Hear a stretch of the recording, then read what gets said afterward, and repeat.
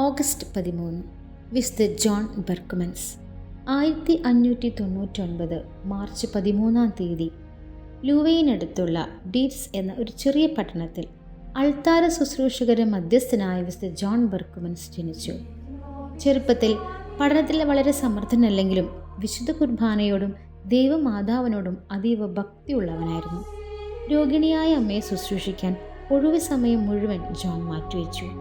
ഈശോ സഭക്കാരുടെ കോളേജിൽ പഠനം ആരംഭിച്ച ഇദ്ദേഹം ഈശോ സഭയിൽ വൈദികനാകാൻ ആഗ്രഹിച്ചു. എന്നാൽ ഇടവക വൈദികനാകാൻ പിതാവ് നിർബന്ധിച്ചെങ്കിലും അത് നടന്നില്ല. ജോണിൻ്റെ 2 സഹോദരന്മാരും വ്യത്യസ്ത സഭകളിലെ വൈദികരായി. അമ്മയുടെ മരണശേഷം സ്വന്തം പിതാവും വൈദികനായി. എല്ലാവർക്കും പ്രിയങ്കരനായ ജോൺ ജപമാലയും കുരിശുരൂപവും നിയമപുസ്തകവുമാണ് എൻ്റെ 3 നിധികളെന്നും അത് കയ്യിൽ പിടിച്ചു മരിക്കാൻ താൻ ആഗ്രഹിക്കുന്നുവെന്നും അദ്ദേഹം പറഞ്ഞിരുന്നു.